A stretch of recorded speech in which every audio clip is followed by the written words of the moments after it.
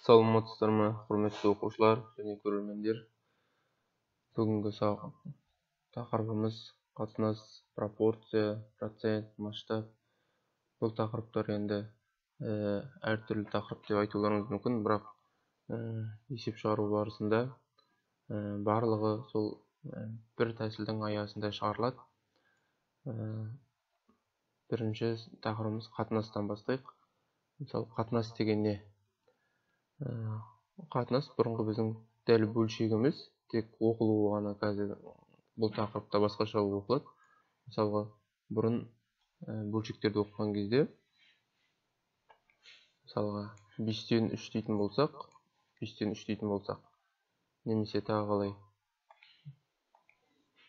6-тан 4 деп оқитын едік, 5-тен 3, 6-тан 4, мысалға 7-тен 11 деген сияқты. Енді қатынас тақырыбында бұны мына бөлшектің бөлімнен бастау емес, алымнан бастау оқимыз.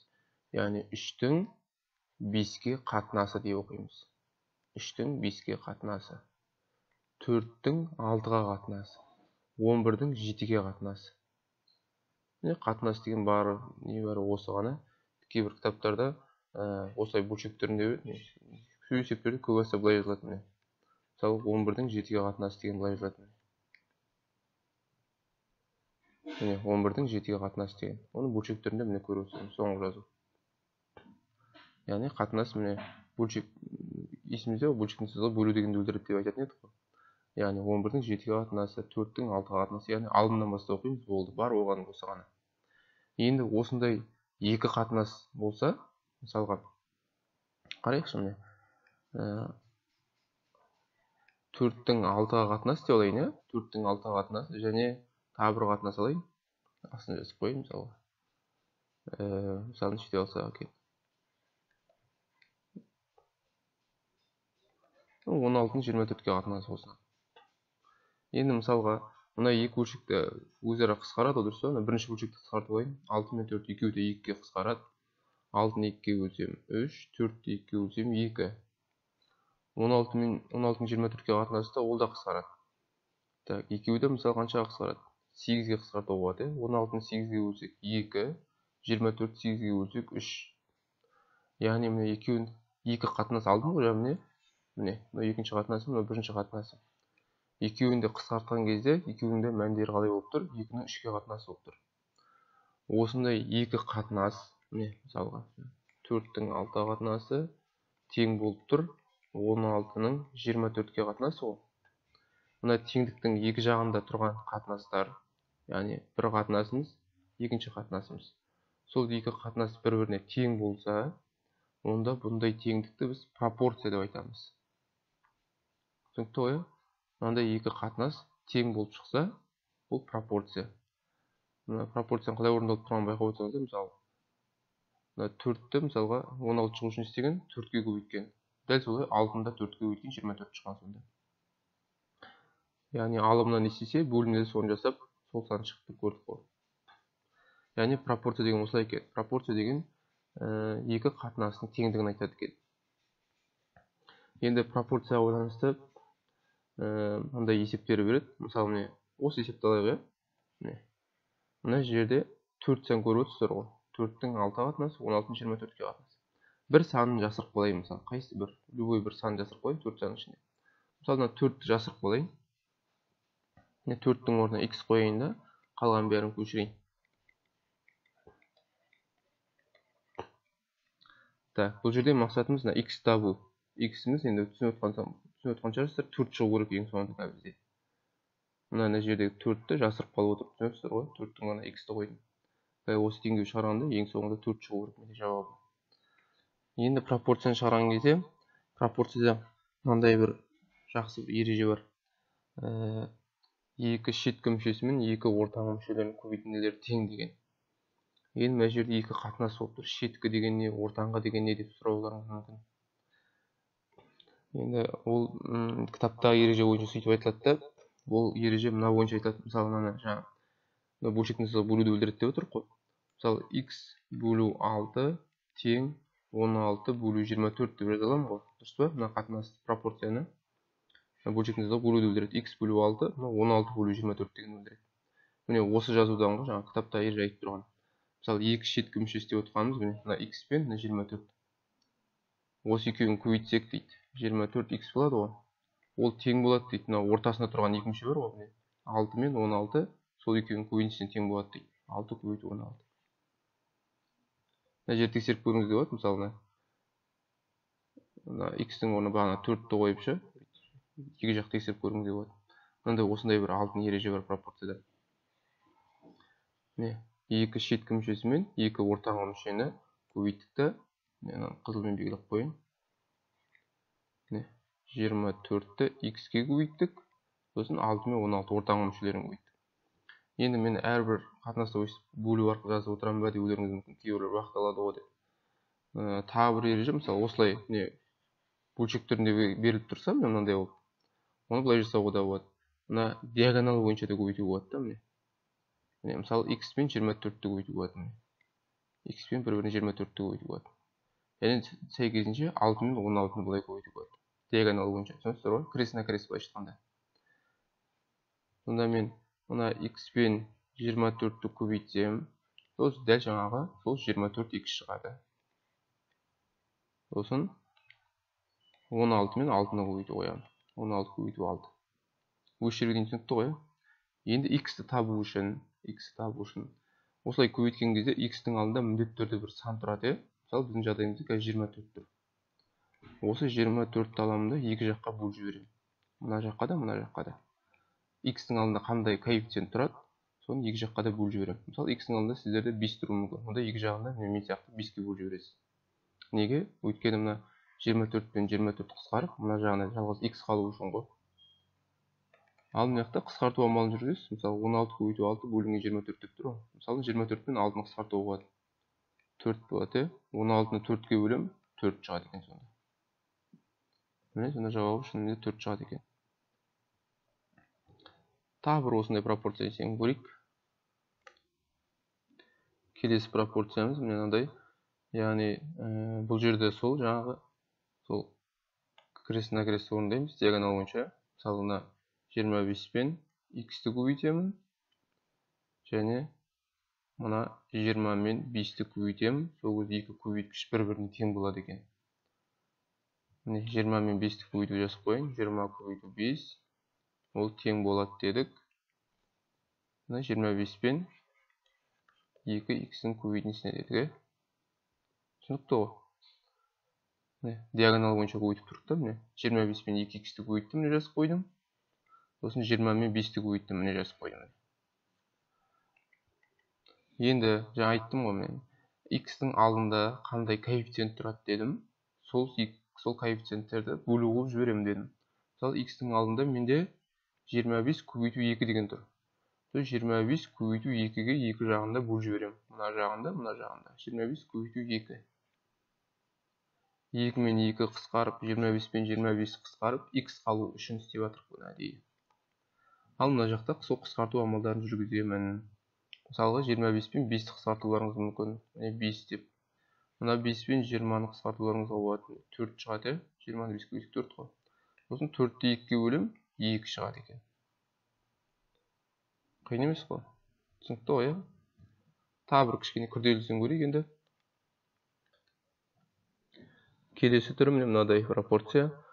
Мысалға міне 7-нің 2x плюс 3-ке қатынасы тең болып тұр. Минус 21-дің 9-ға қатынасы тең болып тұр.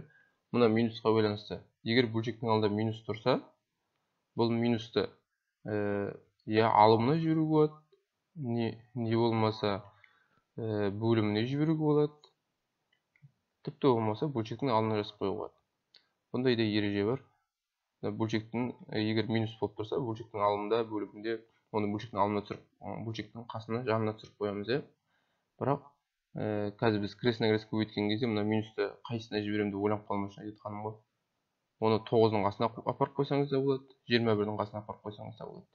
Ода тұрған ештеңе жоқ. Енді мен қазір бұны мысалға қайсына 21-ге апарып қояйын. Мына минусты алайын да. Минусты алып тастайын, мына жерге қойып қояйын. Түсінікті ғой? Бөлшектің алдында минус тұрса, оны алымда да жіберуге болады, бөлімде жіберуге болады. екеуіне қатар жіберіп қоймасаңыз болды. Сонымен бұл бөлшектің алдындағы минусты алдына жіберіп қойдым. Енді жаңа крестный крест көбейтейін. 7-ні 9-ға көбейтемін. 7-ні көбейту 9. Сосын мына теңдіктің сол жағына жазайын ба, оң жағына жазайын ба дегенде ешқандай не жоқ, разница жоқ бәрібір. Оң жаққа жазасыз ба, сосын қайсысынан бастап, мына диагоналдан бастап көбейтейін бе, или мына диагоналдан бастап көбейтейін бе деген. Өйткені екеуін көбейтсе тең болып тұр да, қайсысын қайқа жазсаңыз да бәрібір өзіңіз білесіз. Екінші диагонал бойынша мына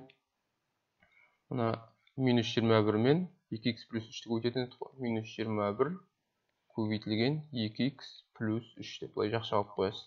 Өйткені мына жерде 2x плюс 3 деген бір сан деп түсінуіңіз керек. Түсіндіңіз бе? Мысалға x-тің орнына бір сан қойсаңыз, мысалға 10 ба, мысалы x-тің орнына 10 қойсаңыз, мынау 20, 10, 23 қосылады, 23 болады мысалға. Сондай бір сан бар деп түсіну керек та, әзірше x тапқан жоқпыз ғой біз. Сондықтан жақша алып қойып отқан себебім сол. -21-ді осылай көбейтіп аламыз. Так, енді ары қарай. Мына жерде бағанағыдай сәл өзгешелік болып тұр, көрдіңіздер ме? Бағана көбейткен кезде бірден x-тің алдына коэффициент шыға қоятын еді ғой. Ал бұл жерде x-тің коэффициенті дейтіндей әзір ештеңе пайда болған жоқ. Мысалға x-тің коэффициенті мына жерде 2 болып тұр ғой, 21 жақшаны ашу керек мына жерде. Сондықтан жақшаны ашып алайық бірінші, ыңғайлы болсын. Жақшаны ашу ережесін ұмыттық қой. -21-ді мынаған көбейтеміз бірінші мүшеге және плюс 3-ке көбейтеміз. Таңбалар ережесін сақтаймыз. -21-ді 2x-ке көбейткен кезде -42x болады. Өйткені мынау -21 дегенде 2x деген плюс сан. Плюстен минус көбейтсе минус болады ғой. Және -21-ді плюс 3-ке көбейткенде тағы да минус болады. Минус пен плюс көбейткенде. Сосын 21-ді 3-ке көбейтеміз, ол 63 болады. Ал мына 9 7 қанша болып тұр? Ол да 63 болып тұр. Жақсы. Енді -42x жазып қояйын. Теңдеулер шығару ережесі бойынша мына жерде мына сандарды бір жаққа, x-терді бір жаққа жинауымыз керек та, міне. -63-ті мына жаққа көшіруім керек. Теңдіктің екінші жақ бетіне ше. -63 жазып алайын бірінші. Енді -63-ті мына жаққа қарама қарсы таңбамен көшірем. +63. Ертең алдағы уақытта теңдеу шығарып үйренеміз. Мына теңдіктің оң жағынан сол жаққа көшіргенде, немесе солдан оңға қарай көшірген кезде бір мүшелерді. Мысалы, міне -63-ті міне теңдіктің екінші жақ бетіне ауыстырып жатырмын ғой. Сол кезде қарама қарсы таңбамен барады деген ережелер бар. Алдағы уақытта күрделі пропорция болғасын сондай тап болып қалып тұр. Сондай теңдеу шығарып үйренеміз алдағы уақытта. Енді сонда мына -63 плюс 63 болды да, 63-ке 63 қоссақ 126 болады. Тең неғып сол -42x. Сонда міне бағанағы түрге қайтып келдік. X-тің алдында міне -42 деген сан пайда болды. Екі жағында не істеймін? -42-ге бөлемін. Мына жақта -42 мен -2 42 қысқарып x қалады. 126-ны 42-ге бөлсек, мына жер минусымен тұр, көрдіңіздер ме? Мына минусты міне бөлшектің алдына шығарып қойғанға отыз қойдық. Мына 126-ны 42-ге бөліп аласыз да, мына минус алдында тұра қояды ғой. Қанша болады? 126-ны 42, 3 болады, 3 болады ғой деймін да. Мында алдында минус бар, сонда -3 болады. Сонда жауабымыз x тең -3 екен. Сосын әр уақытта өздеріңіз тексеріп көруіңіз болады. Мына шыққан жауапты ең бастапқыда x-тің орнына қойып, мысалы 2-ні -3-ке өтеміз, -6, -6-ға плюс 3 қосамыз, -3, 7 бөлінген -3 тұру керек екен мына жерде ше. 7 бөлінген -3 тең 21 бөлу -9. Бағана минусты бөліне түсіре қойын, бәрі қаяқты. Сонда шынымен де 7-ні 3-ке көбейткен кезде 21 шығады екен, -3-ті 3-ке көбейткенде -9 шығады. Ал мұнда бөлімді бірдей санға көбейткенде екінші жақ беті орындалып тұр. Яғни дұрыс шығарған екенбіз. Міне пропорция деген тақырып осы. Енді қысқаша ғана процент туралы айтып кетейік. Енді процент деген қалай түсіну болады? Процент деген түсіну үшін 1% дегенді түсінсек, қалғаны жеңіл болады деп ойлаймын. 1% деген, мысалы, кез келген нәрсені ненің 1% табады соған байланысты. Мысалы, кез келген нәрсені, мысалы, 100 бөлікке бөлесіз да, соның біреуін аласыз, сол 1% болады. Кез келген нәрсені 100 бөлікке бөліп, соның біреуін ғана таңдап алсаңыз, ол 1% болады. Екеуін таңдап алсаңыз, екеуі болады. Яғни сәйкесінше міне 1% деген ол 100-дің біреуі деген сөз. 13% деген ол дәл осылай міне 100 бөліктің бір нәрсені 100-ге бөліп алдыңыз да, соның 13-ін таңдап алдыңыз дегенді білдіреді. Солай кете береді. 46% деген бір нәрсені 100-ге бөліп алдыңыз да, соның 46/4-ін таңдап алдыңыз. Дәл сол 50% мысалға бәріміз белгілі 50% деген жарты деген нәрсе біледі ғой. Мысалы 100 бөлікті бөліп аласыз да, соның 50-ін аласыз. Түсінесіз ба? Яғни міне процент деген ұғым осы екен. Мысалға міне осылай міне. Мынау целый бір зат деп ойлаңыз міне. Мынаның бәрі целый бір зат. Бүтіндей. Осыны алдым да теңдей қылып, бір-бірдей қылып, мынандай бір-бірдей деп ойлаңыз енді. Салдым. Бір-бірдей қылып, ровно қылып 100 бөлікке бөлдім да, соның міне біреуін алсам, бір клеткасын ғана таңдап алсам, осы мына 100 бөліктің біреуі деген сөз.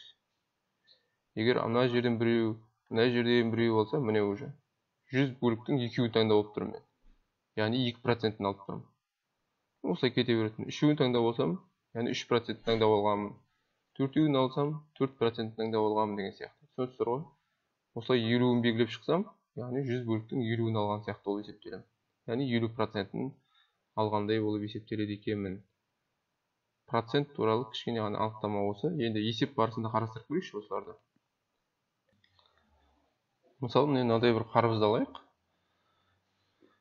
Қарбызды енді барлығымыз жақсы білетін шығармыз. Мысалға, осының есеп шарты бойынша мысалға 98% су деп алайық. Келсеміз ғой, құрамында су көп болады, қарбыздың. Шамалы, еті енді шамалы. Яғни еті деп сөйлейміз, еті сүйегі енді қалғаны 2% болсын. Жалпы айтайын дегенім, мына қарбыз мысалға, мына қарбыз неше килограмм дейміз мысалға? 5 килограмм деп алайықшы. 5 килограммды қарбыз болсын мына. Осының 98% су деп тұр ғой. Сонда судың, осының құрамындағы су неше килограмм екенін табайық. Түсінесіздер ме? Мына барлығы 5 килограммды қарбыз. Соның 98% суда, қалғаны енді сырты бар, еті бар, сүйегі бар. Олар 2% ғана алып тұрған. Сонда міне, енді мен осыны міне, бұны да пропорция арқылы шығарады екенмін де. Мысалға, менде барлығы 5 килограммдық қарбыз ғой, дұрыс па? 5 килограммдық қарбыз. Ол бүткіл целый нәрсенің барлығы 100% деп алады. 100% әр уақытта. 5 килограмм қарбыз ол түгелдей алып тұрмын мен. Суын, етін бөлек ажыратып тұрған жоқпын, түгел қарбызды алып тұрмын, яғни түгел ол 100% болады. Соның 98% су деп тұр. Сол су неше килограмм осының құрамында? 5 килограммның неше килограммын су алып жатыр деген сұраққа былайша айтқанда.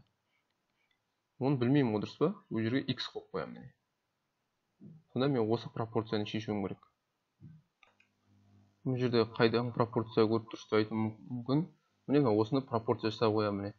Дәл осылай жазамын міне. 5-дің x-ке қатынасы деймін. Тең деймін да 100-дің 98-ге қатынасы дей қоямын. Сосын бағанағы диагонал бойынша кресна крес көбейтеміз. Мысалға 100 бен x-ті көбейтсем, міне 100x шыға қояды. Сосын 5 көбейту 98, 5 көбейту 98. Міне x-тің алдында қандай коэффициент болса, екі жағында соған бөлетініміз дейді қой. Міне мына жағында 100-ге бөлемін, мына жағында 100-ге бөлемін. Түсінікті, 100 бен 100 қысқарады да, мына жақта x қалады. Мына жерден қысқарту амалын жүргізу керек. Так, немесе мына жерді қысқартпай 98-ді 5-ге көбейтіп 100-ге бөлген ыңғайлау деймін. 98-ді 5-ге көбейтіп 100-ге бөлсек, қателеспесем 4,9 шығу керек. Міне сонда өздеріңіз ойлай беріңіздер. Мына 5 килограмм қарбыздың 4,9 килограммы су болады екен де. Қалған неше грамм? 100 граммы ма? Сонда сырты бар, ет мөлшері бар. Енді бұл есеп бойынша алып отқаным ғой, ойша алып отырмын. Түсінесіздер ғой? Міне есеп барысында міне осылай қолдануға болады екен. Онда бастапқыда көрдіңіздер ғой. Мен бүткіл қарбызды 100%-ға теңестіріп алдым. Және мына жазудың ішінде байқап отқандарыңыздай, мысалға килограммдар міне теңдіктің бір жағында тұр, проценттер екінші жағында тұр. Көрдіңіздер ме? Осылай болу керек қой әр уақытта. Килограммдар бөлек, проценттер бөлек тұру керек. Тағы бір есеп осындай құрастырып көрейік. Мысалға, Айдос деген бала келеді да, мысалы бір магазинге барып, дүкенге барып, бір өзіне бір ұнаған бір мықты не деп айтсақ, мысалы кроссовка көрді дейік. Ол кроссовка оған қатты ұнап қалады. Сөйтіп, үйінен ақша сұрап, осындай кроссовка алайын деп едім деп айтып, келесі күні дүкенге келсе, мысалға кеше 6000 теңге болған кроссовка дейік, мысалға, кеше мысалы бұл кроссовка 6000 теңге болды. Жазып қояйық. 6000 теңге болды. 6000 теңге, кроссовка 6000 теңге тұрса, ол неше пайыз болады? Әрине 100% болады. Өйткені ол бар ақшасы міне. 6000 теңге целый алып тұрып, қолымызда 6000 теңге. Бүгін ол магазинге келсе, ол кроссовка мысалға бір андай акцияға түскен екен де, мысалға 20%-ке арзандады деп айтайық. Көрдіңіздер ме? Кеше 6000 теңгенің кроссовкасы бүгін Айдостың жолы болып, бір акцияға тап болады да, ол енді 20%-ық акцияға тап болып тұр, яғни жеңілдікке тап болып тұр. Енді ол 20% жеңілдіктен қалай түсінеміз? Ондай жазуларды көріп отқан шығарсыздар, магазинге барып жатқан кезде 50% скидка, 30% скидка деген сияқты, 5% скидка деген сияқты. Сондай жазуларды қалай түсінуге болады? Мысалға, сіздің ұнайтын товарыңыз міне 6000 теңге. Біздің жағдайымызда ол кроссовка деп отыр ғой, 6000 теңге. Енді ол 20%-ық скидкамен қанша теңге болатынын есептеуіміз керек. Ол үшін бұны шығарудың екі жолы бар. Екі жолы дегенде бастапқысы ғой, мысалға 20% скидка болса, ол қанша пайыз болып қалады деп ойлайсыз? Бастапқыда 100% ол 20% скидка болып қалса, ол 80% болып қалады, дұрыс па? 80% болып қалады. Мен екі түрінде көрсетіп отырайыншы міне. Қайтадан жазайын. 6000 теңге ол 100% деп алдық. 100% деп алдық. 100%. 6000 теңге ол 100%.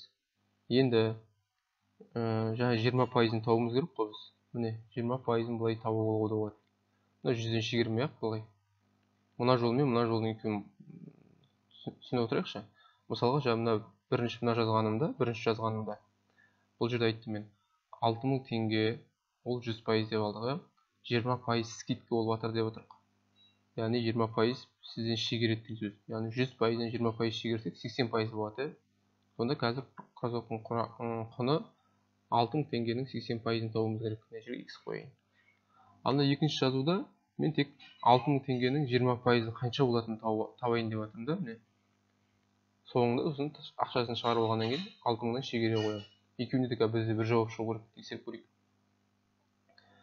Сосын пропорция құрастырып аламын міне. 6000-ның x-ке қатынасы ол тең болады 100-дің 80-ге қатынасы. Мына жағындағы пропорция қалай болады?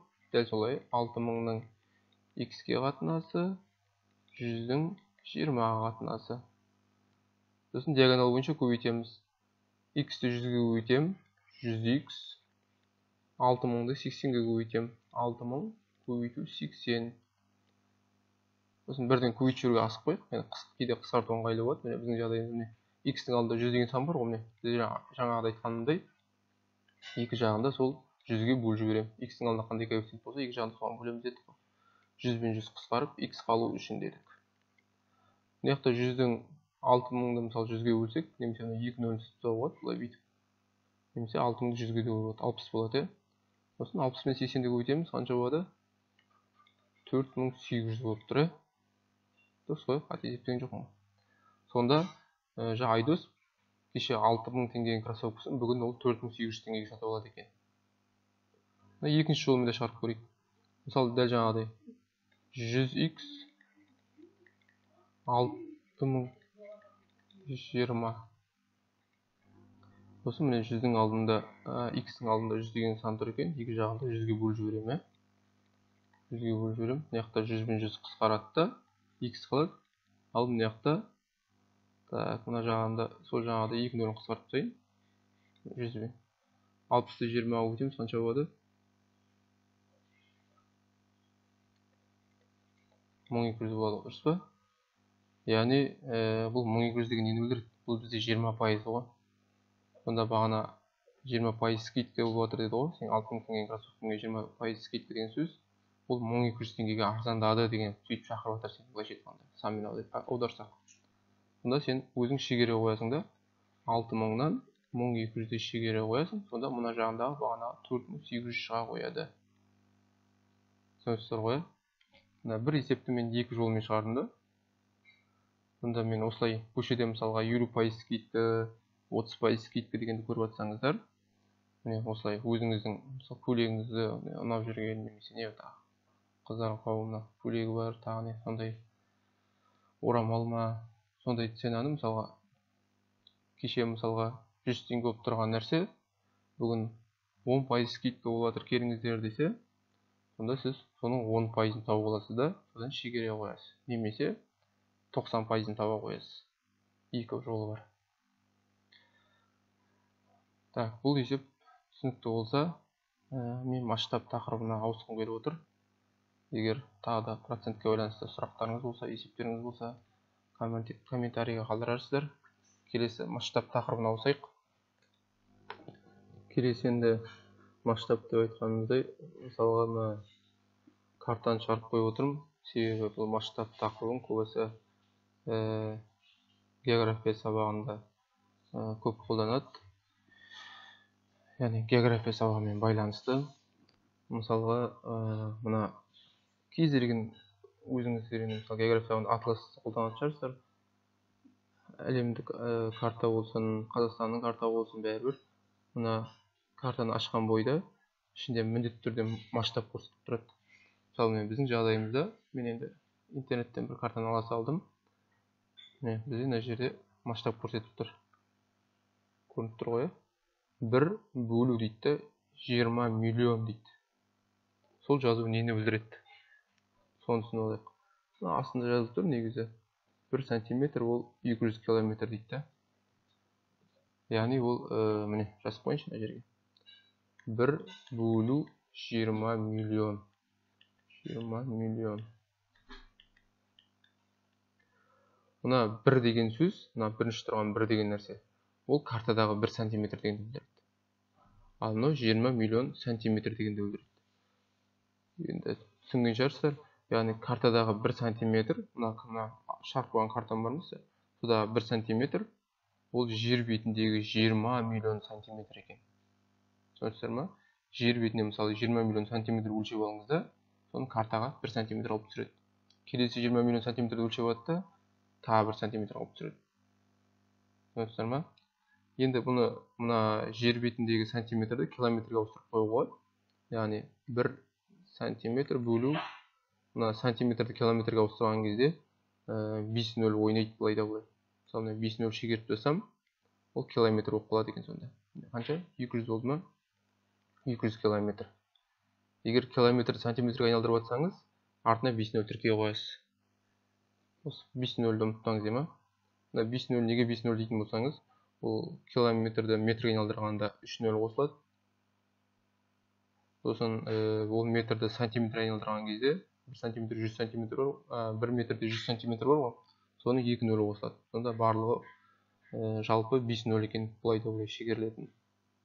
Түсінікті ғой? Егер километрді сантиметрге ауыстырып жатсаңыз, 5-0 тіркейсіз артына жалғап.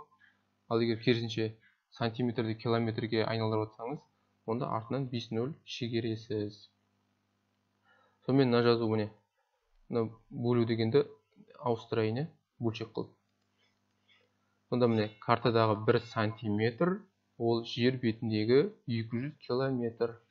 Осы жазу түсінікті ғой. Кез келген масштабпен осылай түсінеміз. Картадағы 1 сантиметр ол жер бетіндегі 200 километр.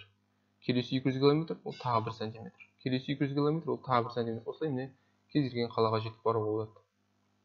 Енді сіздер бұны қалай қолданамын дейтін болсаңыздар, мысалға енді мына карта, енді әлемдік картаны алдым, енді қазақстандықын да алуға болады. Негізі Қазақстан картаны масштаб дұрыс көрінбей тұрғасын, оны ала алмадым да. Масштаб мына жерде үлкен болып көрініп тұрғасын, осыны алып едім ғой. Енді мысалға қалай айтсақ екен, мысалы мен тұрған жерім мысалы Ақтөбе, мен жобасын Қазақстан картасын түсінетін деп, мына жерде мысалға Ақтөбе бар, міне точка белгілеп қойдым, көрініп тұр ғой. Сосын мысалға мен қайда, мысалы қай жерге баруымыз керек дейді, мысалға Италияға ма бір жерге баруым керек, мысалға осы жерде ғой примерно. Енді қателеспей отырсам ренжімеңіздер. Міне екі точканы белгілеп қойдым, арасын сызып қояйын. Міне осылай сызғышты қоясыздар ғой. Міне сызған жерім көрініп тұр ғой менің де. Міне қызыл емес сызып қойдым. Енді мен қазір мына компьютерде тұрғасын, оны дәл сызғышпен қанша болатынын айтуым өлшеп айта алмаймын. Сондықтан жобадан ала салайын. Мысалына Ақтөбе мен мына жерде не, мысалға Италиядағы мысалы Рим қаласына дейін дейік. Сол Рим қаласына дейінгі мысалға неше сантиметр болып тұр. Картадан сызғышты қойып өлшедіңіздер, міне бүйтіп дәл осылай тік-тіке қойып арамызды өлшейміз. Ол кезде қанша сантиметр болып тұр. Бұл жобамен ала салайық. Примерно бір 8 сантиметр болсын дейік. Мен байқап отырсаңыздар, міне картадағы өлшем бірлікті міне бөлшектің жоғарғы жақ бөлігіне, яғни алымына жазып жатыр. Ал жер бетіндегі шынайы өлшем бірлігін бөлшектің бөліміне жазуым керек. Кез келген есепті солай масштабқа байланысты. Яғни картадағы өлшем бірліктің барлығын бөлшектің алымына жазып отырсаңыз, ал шынайы өлшем бірлігін жер бетіндегі өлшем бірлігін бөлшектің бөліміне жазып отырсаңыз, кез келген есеп сізде шығады. Так, сонымен Ақтөбе мен Римнің арасын 8 сантиметр деп алдық. Енді бұлай шынайы жер беті бойынша өлшесек қанша километр болады екен? Мен қайталап айтайын. Жобамен ала салдым. Дәл шықпайтын шығар енді. Сіздер енді қолыңызға карта алып өлшеңіздер, сіздерде дәл шығады. Мына жерге x қоямын мен. Білмеймін ғой себебі қанша екен. Сондықтан осыны табуым керек. Мына пропорция түсінікті деп ойлаймын. Мынау бізде картада жазылып тұрған масштаб 1 сантиметрдің 200 километрге қатынасы деген, ол мына жерде жазылып тұр міне. Міне осы масштабты алдым. 1-ді міне алымына жаздым. Көресіздер ғой, 1 дегенде алымына жаздым. Ол картадағы өлшем бірлік. Ал бөлімде жазылатын нәрсе ол шынайы өлшем бірлік. Жер бетіндегі. Келесі жақ бетіне солай жаздым. Екі қаланың арасын өлшедім бе, картадан өлшедім бе, онда значит жоғарғы жаздым. Ал жер бетінен өлшеп шықтым ба, Ақтөбе мен Римнің арасын, онда бөліміне жаздым километрін. Енді ары қарай тағы сол пропорцияның есебі. Крестный-крест көбейткенде міне 1-ді x-ке көбейтсек не болады? 1x болады. Бірақ 1 деген жазылмайды ғой. Жай ғана x болады. Тең 200-ді 8-ге көбейтеміз. 200 көбейту 8. X-тің алдында ешқандай коэффициент жоқ. Сонымен 200 мен 8-ді көбейте салуға болады. Онда 1600 километр екен. Енді әрине жаңа өтірікте болып кетті. Ақтөбе мен Римнің арасы 1600 километр болуы мүмкін емес. Жалпы есептеу жолын түсіндік қой. Онда міне Ақтөбе мен Римнің арасы бізде 1600 километрге тең болып тұр екен. Осылай кез келген қаланың картаны алып, мысалы бір жерге саяхаттағыңыз келе ме, өзіңіздің қалаңызбен сол қаланың арақашықтығын есептегіңіз келсе, осылай жай ғана сызғышпен ақ табуға болады екен. Масштаб тақырыбы осы. Назарларыңызға рахмет. Осы есептерге, осы тақырыптарға байланысты есептер қалдыратын боламын. Соны өздеріңіз практика жүзінде шығарып көрулеріңізге болады.